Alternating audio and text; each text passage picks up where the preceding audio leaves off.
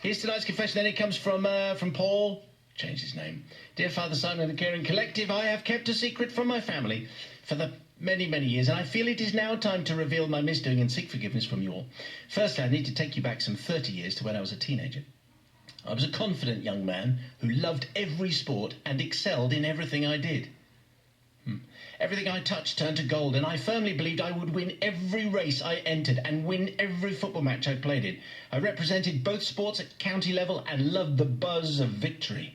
I trained every day of the week and was at the peak of fitness with not an ounce of fat on me, and I was proud of what I had achieved. Childhood disappeared, and in my early 20s I married my childhood sweetheart. We were lucky enough to have two beautiful, healthy children, a boy and a girl. Like most parents, I would boast to my children about my past experiences, the games I had played in, and the many medals and trophies. Would make their annual appearance just to let them know how wonderful I had been in the past. Let me know if you've taken against this guy. You've got to stop now. That's it. He's finished. He's toast. As the years went by, it started to change. Teenagers can be unforgiving, and the mickey taking started. But did I care? No. I had boxes of medals to ram down their throats, and I was still the king of the castle. Unfortunately, age was catching up with me. My mind still said I was the best, but my body was having none of it. Anyway, I decided to run a half marathon to raise money for a cancer charity, having recently lost my dad. I asked my son Ollie, an apprentice jockey, to help me with my training in the lead up to the event. He, being the loving son, agreed, and I changed into my non-coordinated running gear, as dads tend to, and waited patiently in the driveway, waiting for him to make an appearance. As we started to jog, it felt special that I was spending time with my son and doing something that I had done with my dad all those years ago. We'd only been going about 100 yards when the mickey taking started.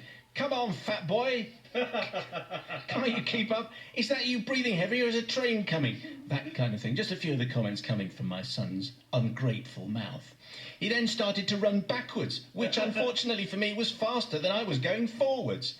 I stopped, a little upset and humiliated, and in a fit of pique, challenged him to a race the following evening to the local pub, which was 3 miles away from our house.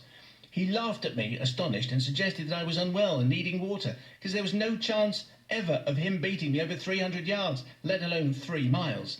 He suggested to make it fair I should have a minute's head start, but the race winner would get £100.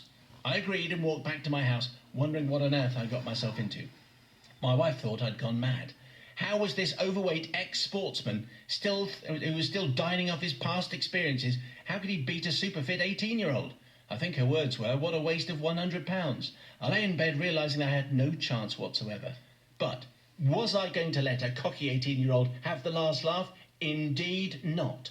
I handed over my £100 share for the winner to my wife for safekeeping. You won't be seeing that again, my wife informed me. Ollie did the same, and I told him I'd see him at the finish. I smiled.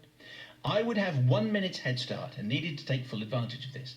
As my wife counted down from 3 to 1, I set off on what can only be described as a total sprint. I could hear them laughing in the background saying, how is he going to keep that pace up for 3 miles? Well, this is unfortunately where I need your forgiveness. As I rounded the country lane bend, I had a car and a driver waiting for me. I dived into the back seat and slammed the door, knowing that Ollie would only just be setting off for his 3-miler. 2 minutes later, I was standing at the finishing line in the pub car park. Ollie would take about 18 minutes to get there, so I decided not to waste the moment and went to the bar and purchased a pint of lager and a bottle of still water. As I sat sipping my beer, I must admit I couldn't wait for him to come round the corner and see me standing there, but I finished the beer.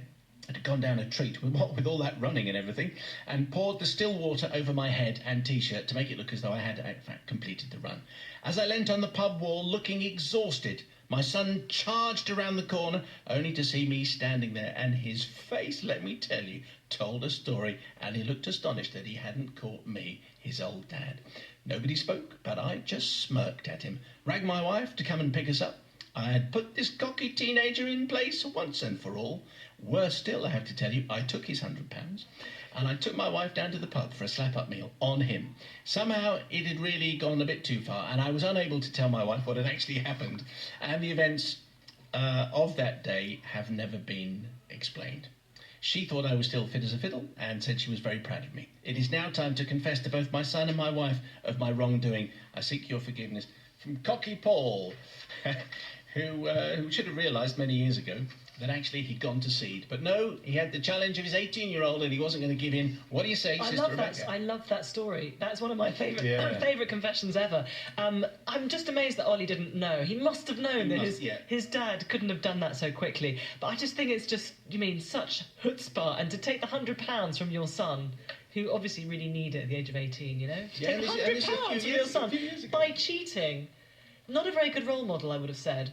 I'm kind of torn because I do think that was the cheekiest thing. And in a way, I want to say well done for that. But I also think for the son, it's really bad. It's a low blow. So I'm sorry, I'm not going to forgive you. What do you say? Let's take novice. Oh, I was intrigued to see what Matt was going to do because to start with, Paul, you can't bear, but just it's horrible, isn't it? So arrogant. I want all these medals, something like that.